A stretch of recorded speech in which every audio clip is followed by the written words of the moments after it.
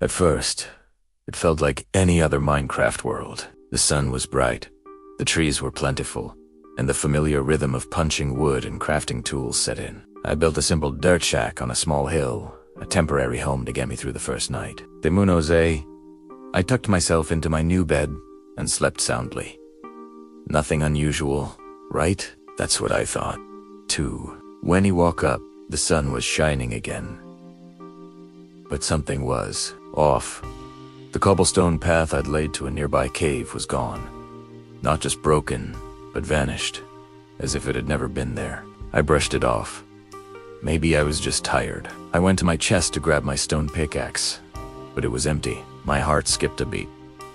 Okay, this was weird.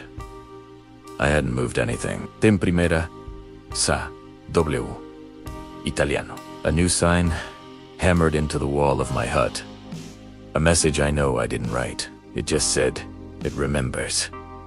Chills ran down my spine. I spent the day uneasy, gathering more resources, but my eyes kept darting around, searching for something out of place.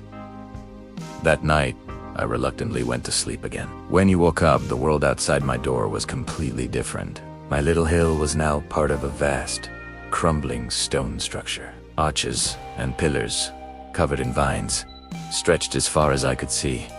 It was beautiful, but terrifying. Where was my world? Each time I slept, the changes became more extreme. A sprawling Muscovite library appeared where a forest once stood. An underground city, silent and abandoned, materialized beneath my feet. It was like I was witnessing the ghost of a civilization rise and fall with every sunrise. I started finding journals, waterlogged and tattered, left behind in these ruins. The entries spoke of a world that reset itself, of people trying desperately to build something permanent, only to have it wiped away. They wrote about a strange phenomenon, a force that seemed to be triggered by something they couldn't identify. They were trying to escape, trying to break a cycle that kept pulling them back. I realized with dawning horror that these weren't just random changes. This was a history, buried and resurfacing in layers. This forgotten civilization, they were just like me, trying to survive. But something was causing their world, and now my world, to reset. And I had a sickening feeling about what it was. My exploration led me deep into a newly formed chasm. At the very bottom, behind a hidden waterfall, was a small, protected chamber. It was filled with obsidian, almost untouched by the decay around it. In the center was a single lectern holding one last, pristine book, the final record.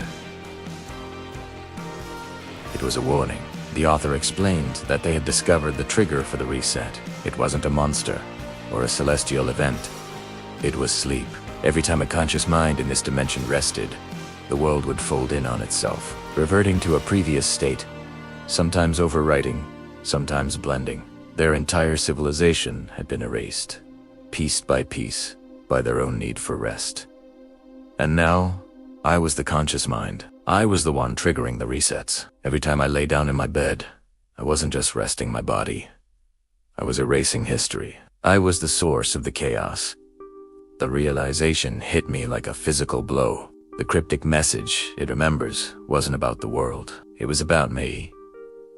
My subconscious was trying to warn me. I made my way back to my small, original shelter, which had miraculously reappeared on its hill. An island of familiarity in a sea of temporal chaos. The sun is setting again. The sky is turning a deep, dark orange. My bed is right there, looking so inviting. And now I have a choice. A choice I never thought I'd have to make in a world of blocks and pixels. Do I stay awake? Do I fight off sleep forever to preserve this current iteration of the world? These ruins, this history, this fragile moment in time. I could build, explore, and live in this version indefinitely, but I would be a prisoner of my own consciousness, slowly losing my mind to exhaustion. Or, do I lie down one last time?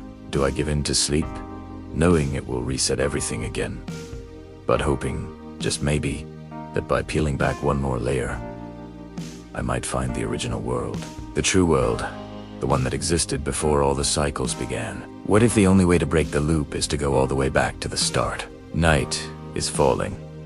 The monsters will be out soon, and my bed is waiting. What would you do? Thank you so much for joining me on this journey. If you enjoyed this story, be sure to like and subscribe for more adventures. Let me know your choice in the comments below. See you next time.